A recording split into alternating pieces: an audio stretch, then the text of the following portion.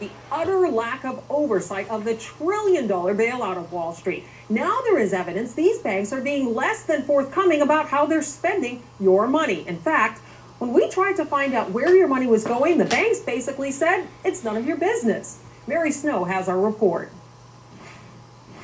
With investors on edge, Bank of America is among banks trying to seek customers and soothe nerves with ads like these. But what banks aren't so public about is what they're doing with the billions in federal bailout money they've received. Money they were given so they could start lending again. We contacted the banks who were given the biggest amounts: Citigroup, JP Morgan Chase, Wells Fargo, and Bank of America. Bank of America received $15 billion as part of the Troubled Asset Relief Program, or TARP. Where did it go?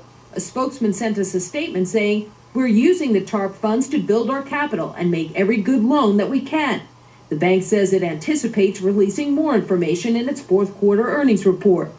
Sarah Binder of the Brookings Institution has been monitoring the bailout money. What the banks have said largely is that we are using the money to stimulate the economy, to get the economy moving. That's far, far too general to know what precisely these banks are doing with the money. Citigroup, JP Morgan Chase, and Wells Fargo each received $25 billion, the largest sum.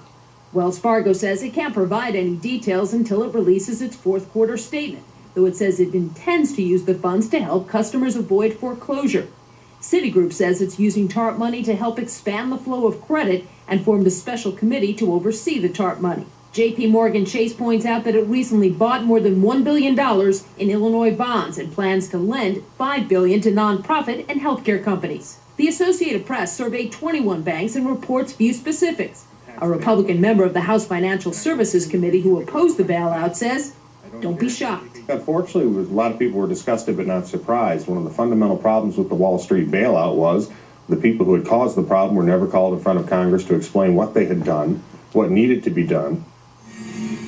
And Congress did not put conditions on the bailout money. And the Government Accountability Office, for one, is calling for more transparency. Now, critics say now is the time for Congress to act and demand conditions, since the second round of bailout money has yet to be distributed. Lisa? Mary, when people hear stories like this, I mean, it just comes across as pure arrogance on the part of these banks. I'm actually puzzled by it. They received this money. Why wouldn't they know where it went, and why wouldn't they disclose it? Exactly. Well, the banks are saying, look, all of this money is in one lump sum. We're going to have more details down the line.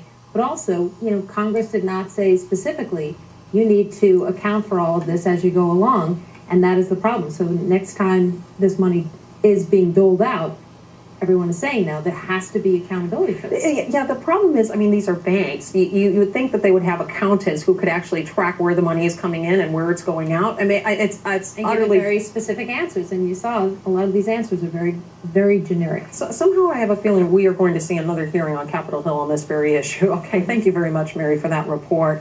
Well, that brings us to tonight's poll. Should the banks be required to tell you where they are spending your taxpayer-funded bailout money? Yes or no? Cast your vote at LouDobbs.com. Still ahead.